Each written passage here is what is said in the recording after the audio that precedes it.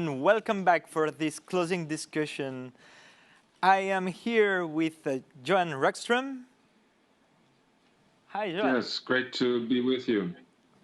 Well, it's a pleasure to have you here with us.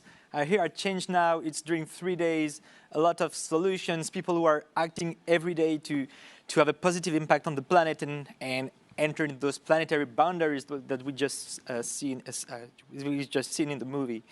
And also, I think that the role of science and putting science in all of this is super important. So welcome, Johan. It's a great pleasure to have you here.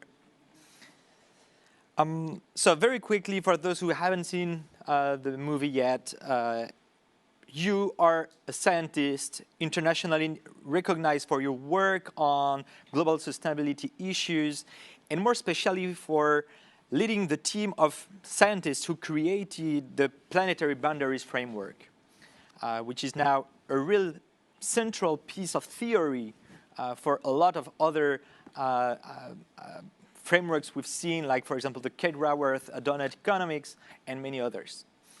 Well, I will start with the very blunt question, Johan.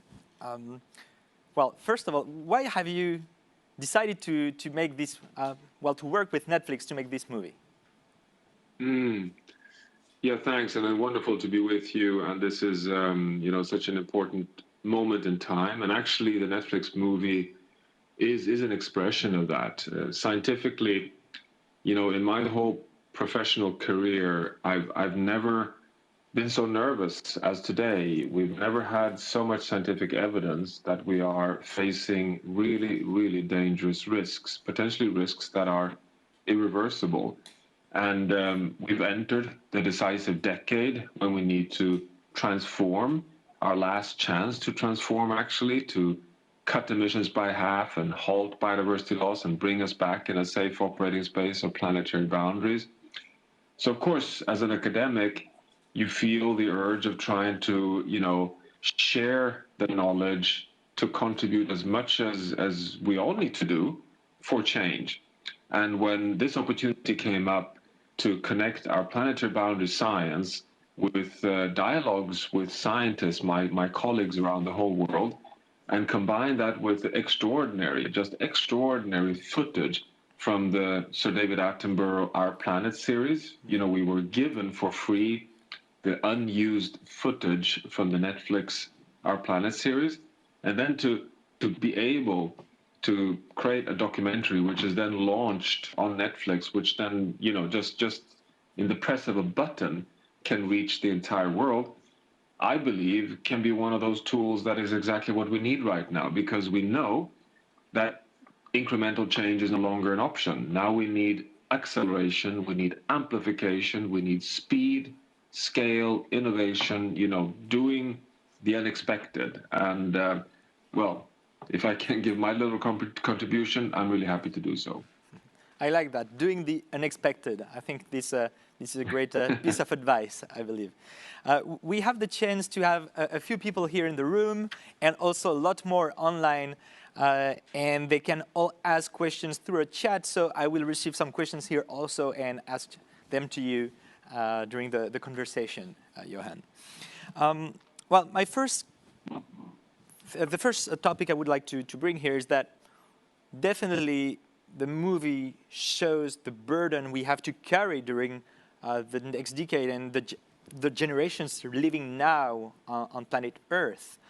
Well, is it really hope? We've seen that there are some ideas for hope, but this is really true? We can still change things? Well, one should be very honest here. And of course, it would not be correct to say that we are able to return to, the virgin state of the planet. That is too late. We have pushed ourselves too far in terms of global warming, in terms of erosion, particularly of biodiversity and the functions in nature. So the fact that we have so large parts of coral reefs in the world that are now in the permanent state of bleaching, that we have so much of the glaciers on planet Earth that have already melted, We won't get that back. So that should be, put in place clearly. At the same time, we see, quite a lot of evidence. I would even say the majority of science today says that the window is still open, barely open, to be able to return within a state that can still support humanity, that can still be our best friend, that can still be dominated by resilience in terms of dampening stresses from global warming and recuperating and rising after stresses related to environmental impacts. So the answer is yes, there is really reason to rise now and do everything we can, because we can still land this without pushing the planet too far. And in addition, which is the most exciting part, is that we have just over the last 5 years received almost like an avalanche of evidence that sustainability is the pathway to better outcomes for jobs, economy, prosperity, security, and health. So, so there is this almost frustrating point right now that we're facing very, very dangerous risks, and at the same time we have the solutions and we can have a better outcome if we adopt them. So even if it's not obvious that we can save everything, there's enough to save for us to land in a manageable state of the planet. I'm therefore quite careful, actually. I never say that the planetary bound is about returning to a Holocene state, but it's to return to a Holocene-like state. It sounds a bit academic, but it's actually really important because, for example, we have transformed 50% of all the terrestrial ecosystems on land into agriculture, cities, and roads. I mean, it's not as if we can just take that away. And same with the temperature on Earth. I mean, 1.5 degrees Celsius, which is the target, the planetary boundary that the world has agreed to land at. But remember that 1.5 is still the warmest temperature on Earth since we left the last ice age 20,000 years ago. I mean, we have already exceeded actually the warmest temperature on Earth since the last ice age was 1 degrees warming, and we are already at 1.2, and we have agreed to try and land at 1.5. So however we twist and turn, we are in a what we can call a managed planet. Okay, well, thank you. And I wanted to ask you this question about solutions a bit later, but actually the chat is going a bit crazy on that point. So the people are asking that, well, here in the movie, a lot of the solutions presented are applicable by individuals. But shouldn't we also have solutions coming from governments and policymakers, and what can be done at this level? No, I so much appreciate that question, because not only do we need that as well. I mean, governments taking on the let's say the responsibility for implementing solutions, that must be the number one step taken. This can never be loaded on the shoulders of individuals only, not even primarily, because it is a transformation towards a completely new world economy, a completely new world order, a completely new structure of our societies. We are going to, in one generation, phase out fossil fuels. Now that means going from an oil, coal, and gas-driven world economy to a solar, wind, biomass, hydro-driven economy. And that will require completely new investments in infrastructure, new ways of public transport, new ways of, not only engaging, but also consuming, producing, transporting. So, of course, governments are the number one responsible. At the same time, if you look around the world, the governments and the political leaders we get are the reflection of us, the people. So of course there is an it's like a dance between people, policy, and the private enterprises around the world, and we have to just recognize that we're all in this game, this journey together. And then there's no doubt that, for example, what's happening in the world just last week, when you look at 2 weeks ago, you had the Supreme Court case in Germany ruling that the German climate politics is unlawful because it's pushing responsibility too much into young generations into the future, and that is not legally acceptable. Where does that come from? It comes from individuals. It's a court case driven by young people. So of course there is this pressure, but also incitement that has to come in the exchange between individuals and political leadership. So I hear from what you say that there is definitely a link between the citizens and the decision makers after that. Yeah. And so definitely that's great, because I had a question about the role of science and citizens, meaning that today I think there is still quite a gap between science and citizens. Science is not so easy of access.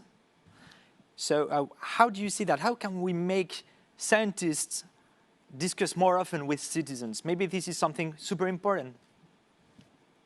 I agree. It is super important. And actually, when I get the question, what's the most important thing that I can do as an individual to contribute to solve the climate crisis, I always take that the number one issue that everyone should do is to try and follow science, talk about science, and have conversations around the climate crisis and the sustainability challenge we have. Because the more we talk about this, the more we push scientists to engage in dialogues, to explain themselves, to translate the science, which is often very difficult to understand, even for many in the academic community, and to translate that into messages that can be understood and can be debated and discussed.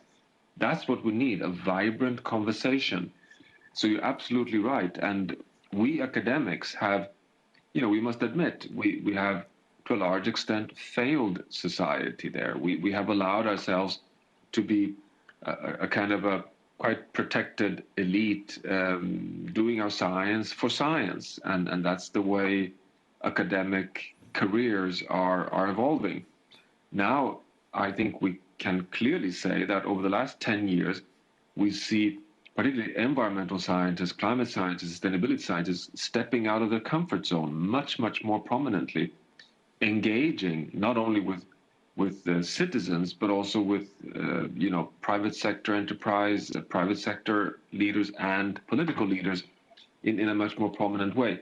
And of course, the youth movement in the world is an incredible inspiration here, because the message is so clear: listen to the science and act. And of course, society hasn't been listening adequately to science. And we academics haven't really done our homework there properly. And this is a very constructive pressure on the academic community that I would say is not as simple just to say, listen to science, because you have to have something to listen to. And science has to speak in a voice that is, understandable. And that's what I, feel very reassured about, that we are seeing that increasingly. And the Netflix documentary is a manifestation of that. It's something that I think is going more and more mainstream, where you're seeing scientists stepping up to take their societal responsibility. Yeah, and talking about listen to science, that means that we need also to make it pretty easy to understand. And sometimes I still come across some people who are still skeptic, about climate change and other issues. And I think that one of the key tools from the skepticism advocates is to use complexity. Where there is complexity, there are loopholes where we can give mistaken information. So how can we explain, all the viewers here, how can they explain the issue so simply that anyone can understand it? That's a tricky question, I think. Yes, it is. And well, to begin with, just to confirm what you're saying, you're absolutely right that skeptics have been very clever in kind of hitting on one of the actually very precious core elements of the scientific methodology, which is to be, analyzing probabilities, uncertainty ranges, being very honest and transparent about uncertainty, be very honest and transparent about complexity. And of course, the planet is a very complex system. The climate system is the final manifestation of interactions, incredibly complex interactions between the atmosphere, the ice sheets, the oceans, the biosphere, the cycles of nitrogen, phosphorus, carbon. Of course, this is associated with a lot of uncertainty, and skeptics use that in a very, deliberate way. Now, how should we deal with this? I'm quite there. I am actually quite disappointed with us in the academic community, because we've done two things which have not been so helpful. One is that we tend in the academic culture to do the following: that if we have an uncertainty, let's say we have an uncertainty between 1.5 and 4.5 degrees Celsius of warming at a doubling of carbon dioxide, which is the holy grail of climate sensitivity, then we tend to, because we want to be very careful and we want to be, avoid saying more than we feel that we have absolute evidence for, so we tend to take the conservative route. So even though the risk can be 4.5 degrees Celsius, we rarely talk about that. We talk about potentially averages or the lower range, so between 1.5 and 3 degrees Celsius. So we academics tend to play down risk, and skeptics use this to say that, well, the scientists, they don't know what they're talking about, because they can never agree, because they have all this uncertainty. So how to deal with this? Well, to begin with, number one, I think we should not underestimate citizens around the world ability to handle complexity and to understand risk. I think we should be much more clear by saying, look here, we are now at a situation where we're heading towards 2 degrees Celsius on average, but there is a 30% probability that we might reach both 3 or 4 degrees Celsius, and that people can understand that they're not unable, because we when you think about it, we deal with uncertainty and risk every day. So one, to not underestimate our audience, so to say, that they are able to deal with risk, and we have to talk about risk much more openly.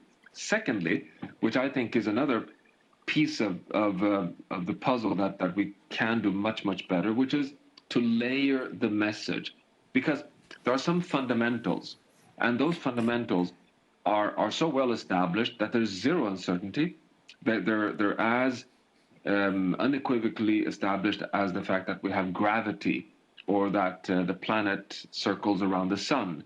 I mean, for example, the greenhouse effect is so well established that if we didn't have it, the natural part of it, we couldn't live on planet Earth. It would be 28 degrees Celsius colder on Earth if we didn't have greenhouse gases that absorb heat radiation to keep the atmosphere at a 14 degrees Celsius level.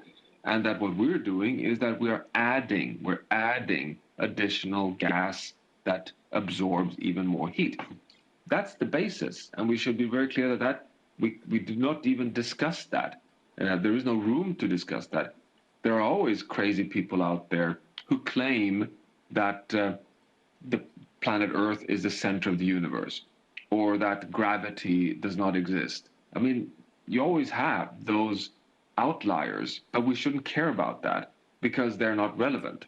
So I think that's the number one. But then number two, I think there is a necessity for us to communicate complexity in a simple way, to be able to, I mean, for example, we talk about feedbacks and interactions, and that they are very important to explain the risks we take on climate change. Well, what we can do is to say, remember that there's one of these interactions and complexities that are more important than all the other ones, and that are so easily understood, which is that ice is white, and it reflects back 90% of incoming heat back to space, the heat coming from the sun. So we need the ice sheets because they are big cooling systems on planet Earth. When ice melts, it becomes a liquid, water, and that's darker. And when it gets darker, it absorbs heat, and that's a feedback, and it gets self-amplifying, and the planet self-warms because it changes color. So the color of the planet is one of the most important protective factors to stabilize the climate.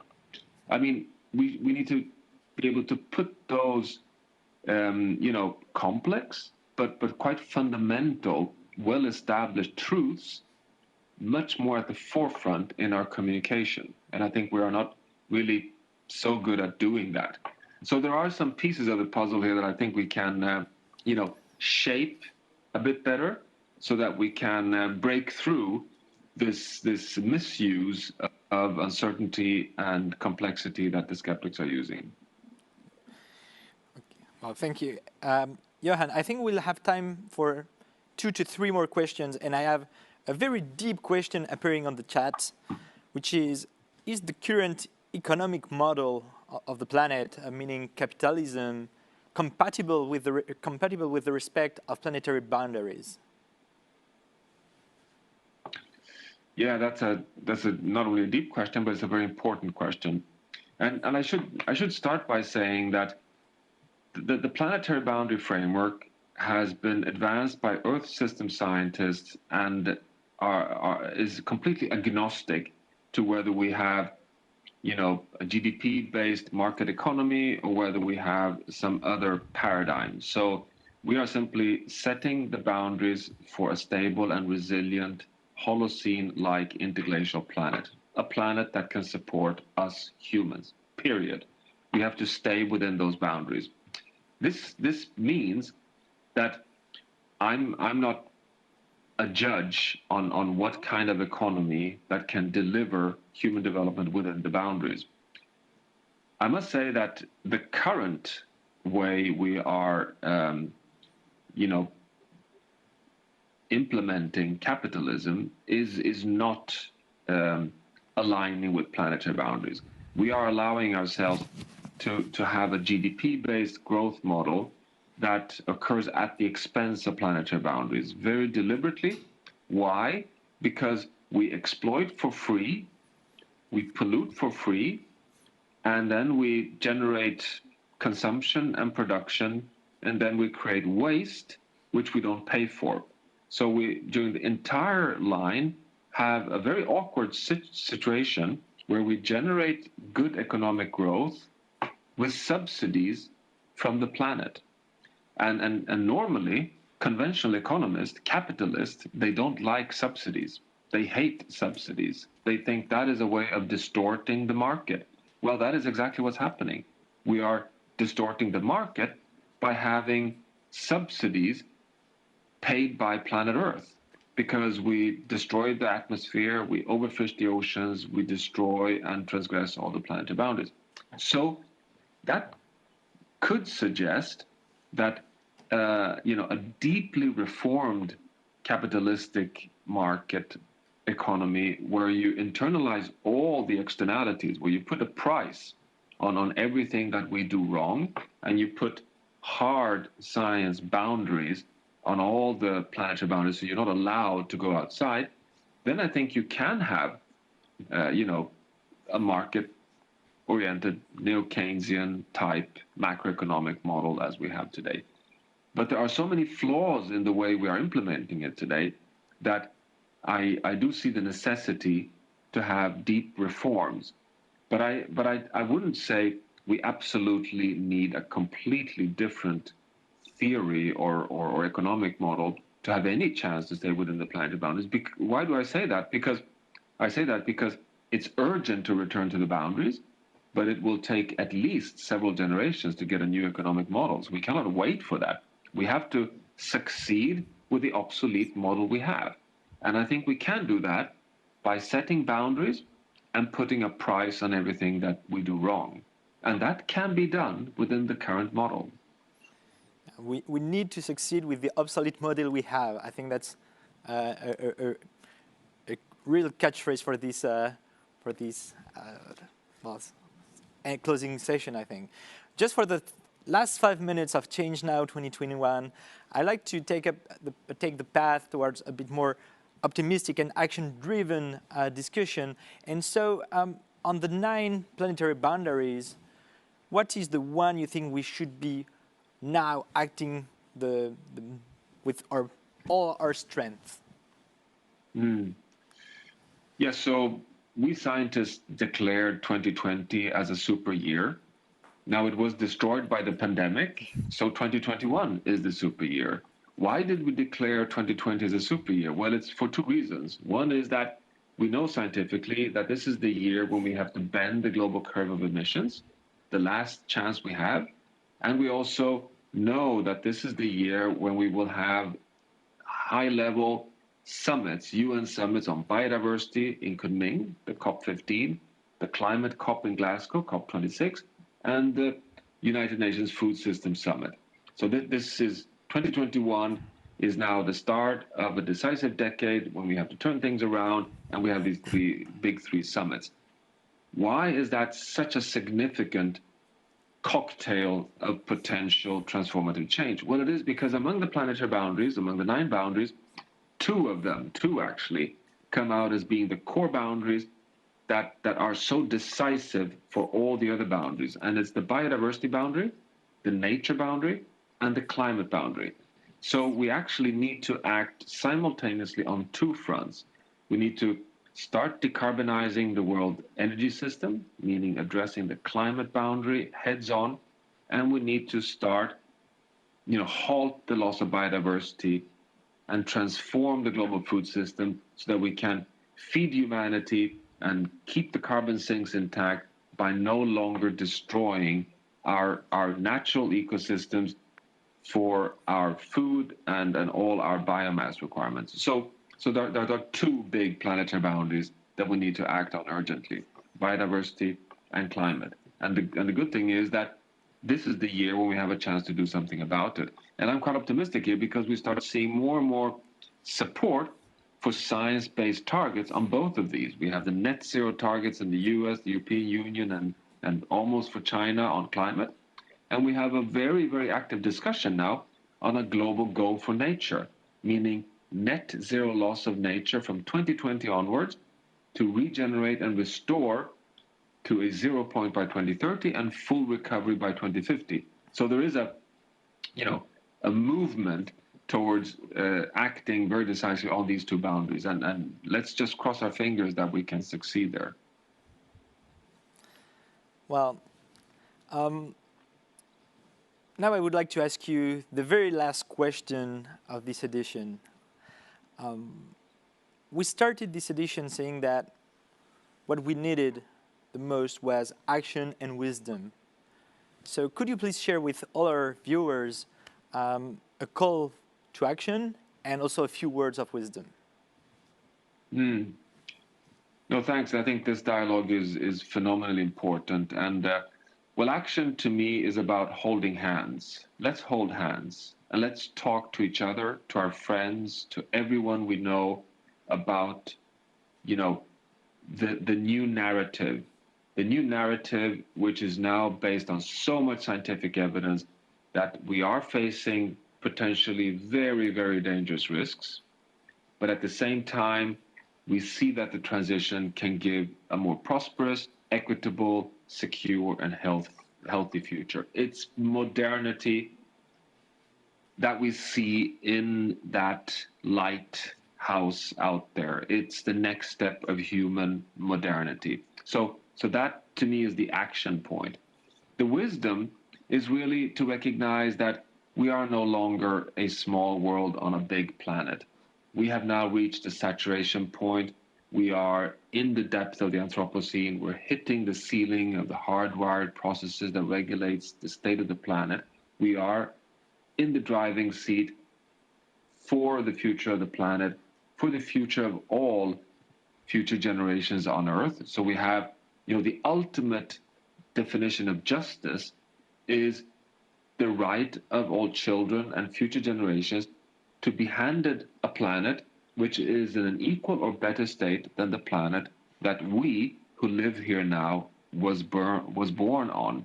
So to me, the ultimate degree of wisdom is for you and me to become planetary stewards. That we, in our little day-to-day life, wherever we live on this earth, we must all recognize that we are individuals, we're fathers, we're brothers, we're sisters, we're citizens, but we're also planetary stewards because we are now so interconnected and we're sitting in the driving seat determining our own future on Earth. So that to me is action, hold hands, wisdom, become a planetary steward. Well, thank you. I believe this is a wonderful wrap-up.